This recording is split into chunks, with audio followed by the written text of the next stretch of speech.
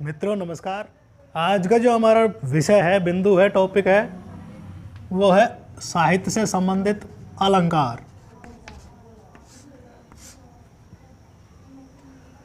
अलंकार है जो कहते किसे हैं,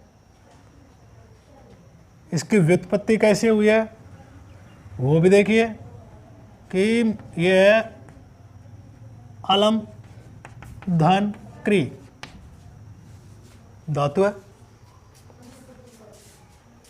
अलम का अर्थ होता है पर्याप्त भी कह सकते हैं, परंतु यहाँ पर अलंकार के संदर्भ में, यदि अलंकार के संदर्भ, अलम का वैसे पर्याप्त अर्थ होता है संस्कृत में, परंतु अलंकार के संदर्भ में इसका यदि हम अर्थ ग्रहण करें तो इसका अर्थ होता है आभूषण, गहना। ठीक है, क्रिय करने वाला, करना, क्रिय का करना। तो कहने का तात्पर्य है कि अलंकार कहते किसे हैं। अलंकार का यदि आप अर्थ देखें तो इसका अर्थ होता है आभूषण, गहना, यानी कि जो सजाते हैं, सुशोभित करते हैं ऐसे शब्दों को या ऐसे अवयवों को, ऐसे उपादानों को हम अलंकार कहते हैं। जो संस्कृत में इसकी जो परिभाषा है अलंकार की, वो ये है, अलम क्रियते अनेन इति अलंकारे, अर्थात जो कविता को अलंकृत करता है, अलम यानी अलंकृत या सुशोभित, क्रियते यानी करता है, इति अलंकार है, उसे ही अलंकार कहा जाता है। ये संस्कृत की परिभाषा। सुशोभित कैसे देखो, कई जो काव्य रचना करने वाले हैं उन्होंने जो कविता है,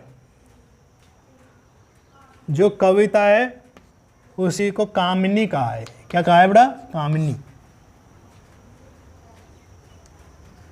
कामिनी होती है सुंदर स्त्री, कविता यानी कि कविता को क्या कहा है उन्होंने? कामिनी कहा है। जैसे प्रकार एक जो सुंदर स्त्री है, जो सुंदर स्त्री है वह अपने ऊपर आभूषण धारण करती है, अपने ऊपर आभूषण धारण करती है, यानी कि अपने को सुंदर दिखाने के लिए, अपने को जो सुंदर बनाने के लिए वह जो विभिन्न प्रकार के आभूषणों को धारण करती हैं, नाक पे, सिर पे, गले में, सभी जगह वो आभूषण धारण करती है, तो उसकी शोभा में चार चांद लग जाते हैं। ठीक वैसे ही जो कविता है, इसको भी आप एक स्त्री मान लीजिए, एक सुंदर स्त्री मान लीजिए।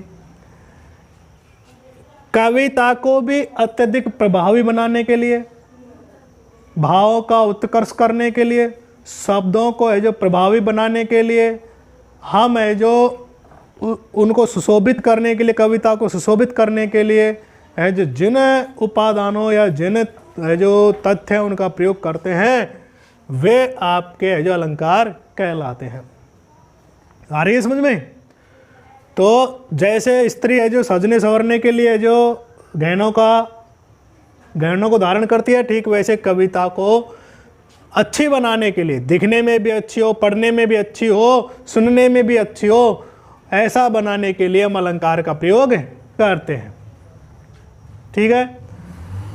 अगर रामचंद्र शुक्ल की बात की जाए तो रामचंद्र शुक्ल जी ने कहा है कि भावों का उत्कर्ष करने के लिए, शब्दों के रूप, रंग व आकार को है जो सुंदर बनाने के लिए ही जिन अवयवों का, जिन उपादानों का हम प्रयोग करते हैं, वही आपके अलंकार कहलाते हैं। तो ये सीधी सी बात आपके समझ में आ गई होगी कि किसी भी चीज़ को, यानी कि शब्दों को या कविता को या बाहों को श्रेष्ठ बनाने के लिए हम किन का प्रयोग करते हैं? अलंकार का प्रयोग करते हैं। जैसे सुंदर स्त्री अपने आप को श्रेष्ठ दिखाने के लिए आभूषणों का प्रयोग करती है। अब अलंकार के भेदों की बात करें, अलंकार के जो भेद हैं उनकी बात करें तो इनके मुख्यतः 3 भेद होते हैं, कहीं कहीं 2 भी भेद बताए जाते हैं, उसका भी हम कारण बताएंगे आपको, परंतु 3 भेद इसके होते हैं। जो पहला जो भेद है इसका वो ये है कि शब्द अलंकार। कौन सा? शब्द अलंकार। नाम से ही पता चल रहा है कि शब्द जो अलंकार है वो होता क्या है, यानी कि जब हम शब्दों में अलंकारों का प्रयोग करते हैं, उनकी बनावट में, उनके रूप में, उनके रंग में, जब हम अलंकार के आधार पर कुछ विशेषता लाते हैं, विशिष्ट उनको बनाते हैं, तो वही आपके शब्द अलंकार कहलाते हैं। कि यहाँ पर जो चमत्कार उत्पन्न होगा, जो अलंकार का चमत्कार उत्पन्न होगा, वो आपके किससे उत्पन्न होगा बेटा? वो आपके उत्पन्न होगा शब्दों से। अलंकारों का जो चमत्कार होगा, प्रभाव होगा, वो किसके आधार पर होगा? शब्द के आधार पर होगा। इसलिए उन्हें शब्द अलंकार कहते हैं। कि यहाँ पर अलंकार का चमत्कार, अलंकार का चमत्कार शब्दों पर आधारित होता है, शब्दों पर आधारित होता है। आगे समझ में? तो इसलिए हम इसको क्या कहते हैं? शब्द अलंकार कहते हैं। अब शब्द अलंकार में कौन कौन से अलंकार आ जाते हैं बड़ा? अनुप्रास, यमक, श्लेष, श्लेष आपकी एक जगह और आएगा, वक्रोक्ति, ये आपके इसके अंतर्गत आते हैं। यहाँ पर इन अलंकारों का प्रयोग किया जाता है। और जो नंबर 2 है, नंबर 2 जो भेद है वो है अर्थालंकार।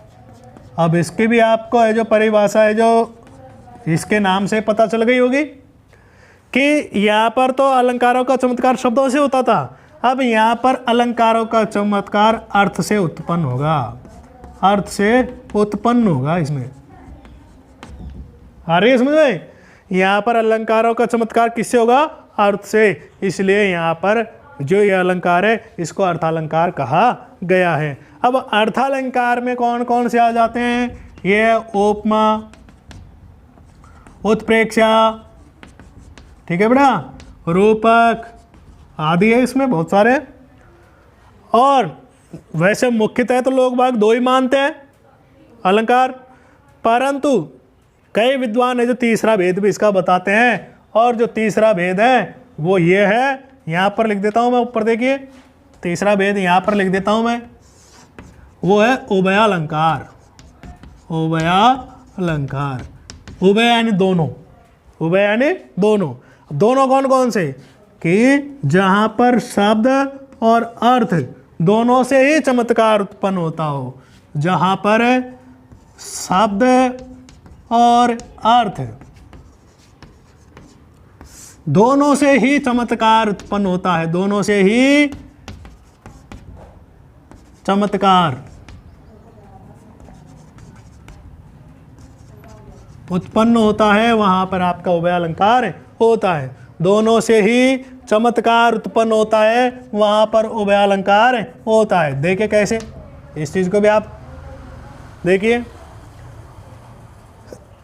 यहां पर आपका शब्द है जो अलंकार जो प्रभावी होगा वो अपना चमत्कार दिखाएगा, वो किसके आधार पर दिखाएगा बेटा? शब्द के आधार पर। और यहाँ पर जो अलंकार अपना प्रभाव, अपनी विशिष्टता दिखाएगा, वो किसके आधार पर दिखाएगा? अर्थ के आधार पर। अब यहाँ पर जो अलंकार अपनी विशिष्टता दिखाएगा, अपना महत्व दिखाएगा, वो दोनों के आधार पर, शब्द और अर्थ के आधार पर अपनी विशिष्टता दिखाएगा। इसलिए इसको हमें जो उभय अलंकार कहते हैं।